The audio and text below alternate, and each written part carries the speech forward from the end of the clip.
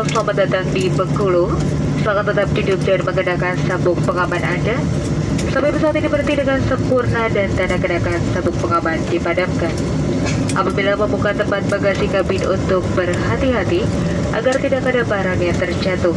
Dan sebelum meninggalkan pesawat, pastikan kembali seluruh barang-barang bawaan Anda tidak ada yang tertinggal. Kami ucapkan selamat berpisah dan terima kasih atas penerbangan Anda bersama Lion Air. Ladies and gentlemen, welcome to Bengkulu. Please remain seated and fasten your seatbelt until the aircraft has come to a complete stop and the fasten seatbelt sign has been switched off.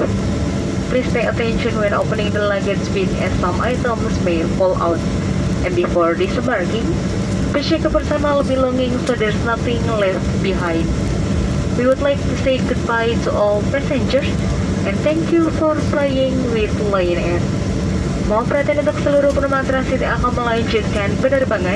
Anda diminta untuk turun ke ruang tunggu dengan membawa serta seluruh barang-barang kabin Anda. Terima kasih. Attention please to all transit passengers. Please proceed the transit lounge with your personal belongings. Thank you.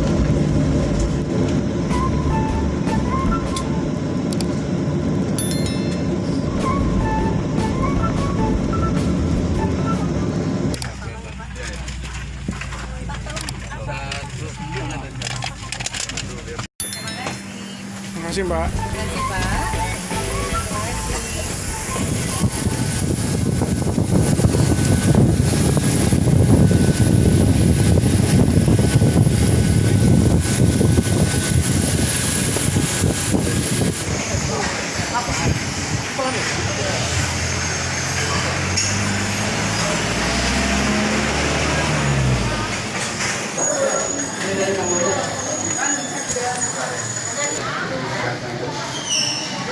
Kota Bengkulu. Kota Bengkulu, bahasa Inggris, Bengkulen, Renjang, adalah ibu kota Provinsi Bengkulu, Indonesia. Kota ini merupakan kota terbesar kedua di pantai barat Pulau Sumatera, setelah Kota Padang. Sebelumnya kawasan ini berada dalam pengaruh Kerajaan Indrapura dan Kesultanan Banten, kemudian dikuasai Inggris sebelum diserahkan kepada Belanda. Kota ini juga menjadi tempat pengasingan Bung Karno pada 1939 sampai dengan 1942 pada masa pemerintahan Hindia Belanda, dan menjadi kota kelahiran salah satu istrinya, Fatmawati. Kota Bengkulu memiliki luas wilayah sebesar 144,52 km persegi dengan jumlah penduduk sebesar 351.298 jiwa, yang terdiri atas 176.535 orang laki-laki dan 174.763 orang perempuan. Pada 2015, Kota Bengkulu. Secara geografi, Kota Bengkulu terletak di kawasan pesisir yang berhadapan langsung dengan Samudra Hindia. Kota ini memiliki luas wilayah 144,52 km persegi, dengan ketinggian rata-rata kurang dari 500 meter. Sebagai daerah yang berada di pesisiran, Kota Bengkulu tidak memiliki wilayah yang berjarak lebih dari 30 km dari pesisir pantai. Kota ini dilayani oleh Pelabuhan Pulau Baai, yang merupakan pelabuhan samudera satu-satunya di Provinsi Bengkulu. Selain wilayah yang berada di daratan Sumatera, Kota Bengkulu juga membawahi sebuah pulau kecil, yang bernama Pulau Tikus. Pariwisata. Pada kota ini, terdapat beberapa bangunan dan benteng peninggalan Inggris. Di antaranya, Fort Marlborough, yang didirikan tahun 1713. Pada Pantai Panjang, Monumen Hamilton, dan Monumen Parr. Pada kawasan pusat kota, objek wisata, Rumah Pengasingan Bung Karno, terletak di Jalan Soekarno-Hatta, dan Masjid Jamik, yang didesain oleh Insinyur Soekarno. Kota Bengkulu juga memiliki sejumlah andalan tempat wisata lain seperti Kampung China, Pantai Tapak Paderi, Pantai Jakat, Danau Dendam Tak Sudah, dan wisata pelabuhan Pulau Baai. Tak cuma itu, sejumlah potensi kuliner Kota Bengkulu juga menarik. Beberapa di antaranya, seperti Pendap, Lempuk Durian, Pondok Durian Bengkulu, Baitat, dan lain sebagainya. Salah satu yang bisa menjadi rujukan untuk berbelanja oleh-oleh. Para pelancong bisa mendatangi daerah Anggut Kota Bengkulu. Kawasan ini sudah ditetapkan pemerintah lokal menjadi sentra khas oleh-oleh. Dari sisi perekonomian, dari waktu ke waktu, Kota Bengkulu selalu berbenah untuk menjadi lebih baik, meskipun kurang beruntung, karena letaknya yang kurang strategis.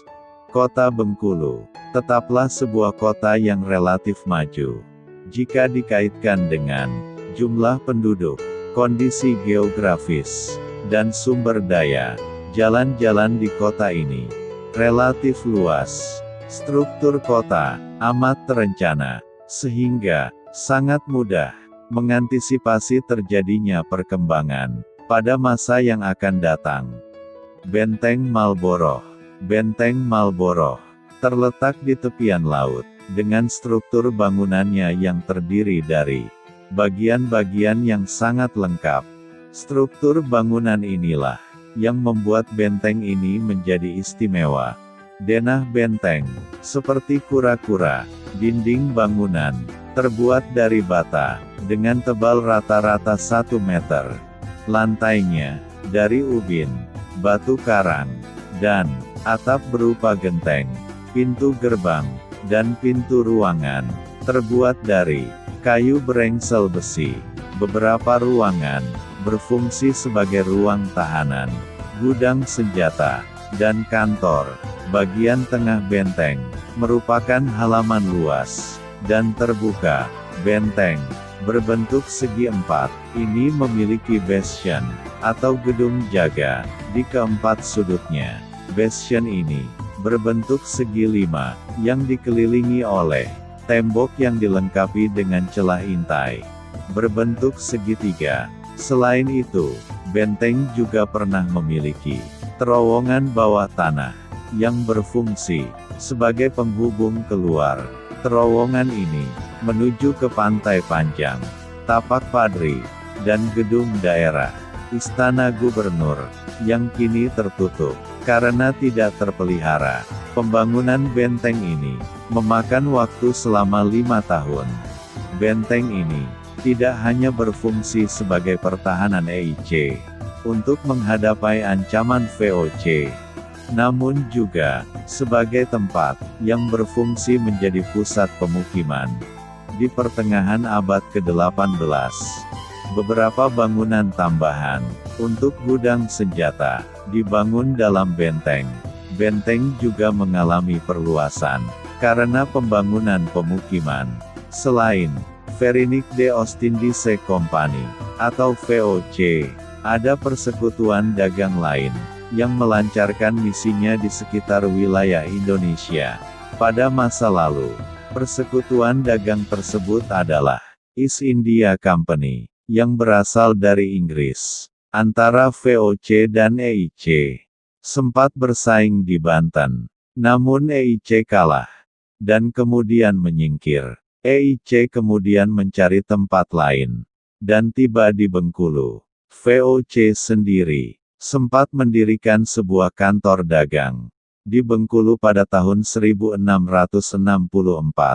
Namun VOC kemudian meninggalkan Bengkulu karena selalu merugi akibat kebijakan Kesultanan Banten di Bengkulu. EIC kemudian melakukan hubungan dagang dengan masyarakat dan kerajaan selebar untuk menandai kepentingannya di Bengkulu. EIC kemudian membangun beberapa benteng di wilayah Bengkulu, yaitu Benteng York, Benteng Marlborough, dan Benteng Anna. Benteng Marlborough dibangun pada tahun 1714. Nama Marlborough sendiri berasal dari seorang jenderal Inggris terkenal, John Churchill Duke of Marlborough, yang hidup di awal abad ke-17. Benteng ini dibangun dekat dengan tepi pantai, dan terletak di sebuah tanah yang agak tinggi, agar dapat lebih mudah mengawasi wilayah tersebut. Dalam proses pembangunannya, EIC meminta bantuan dari rakyat Bengkulu. Kemudian pada tahun 1803, Benteng Marlborough berubah fungsi, menjadi tempat penyimpanan rempah-rempah EIC, yang berasal dari seluruh Hindia Timur. Di bawah kekuasaan Belanda, Benteng Marlborough tidak lagi menjadi pusat pertahanan militer, seperti saat berada di bawah EIC. Belanda juga sempat merenovasi beberapa bagian benteng ini, dengan tidak merubah bentuk benteng. Hingga tahun 1942, benteng ini digunakan oleh polisi Belanda sebagai markas. Setelah kedatangan Jepang, benteng ini digunakan sebagai basis pertahanan. Setelah Indonesia merdeka, benteng ini digunakan polisi Republik Indonesia dan sebagai tempat pertahanan dalam mempertahankan kemerdekaan Indonesia pada tahun 1977 hingga tahun 1978. Dilakukan permulaan pemugaran pada benteng ini. Pemugaran itu diantaranya pembuatan wear kit dan pembersihan sekeliling benteng Marlborough. Tahun 1978 hingga 1979. Pemugaran benteng secara fisik pada bagian yang rusak. Tahun 1979 hingga 1982. Dilakukan pemugaran dan pemeliharaan yang dipusatkan pada bagian kura-kura yang mengalami kerusakan pada tahun 1982 hingga tahun 1983. Dilakukan pembongkaran tembok pengaman jembatan depan yang sudah rusak pada tahun 1983 hingga 1984. Merupakan pelaksanaan tahap akhir pemugaran benteng.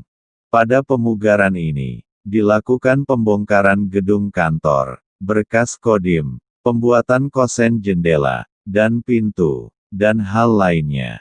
Benteng Marlborough kini menjadi salah satu tujuan wisata kota Bengkulu. Keadaan benteng ini masih cukup baik dan terawat. Namun, terdapat jamur pada benteng yang menyebabkan pengelupasan permukaan dinding dan lantai, lembab, dan penggaraman. Benteng dikelilingi pemukiman yang padat, yaitu kawasan pecinan dan kawasan pariwisata. Terima kasih kepada para subscriber Sumarsono HS Channel, dan jangan lupa tekan jempol, tekan subscribe, tekan lonceng, dan share. Terima kasih. Wassalam.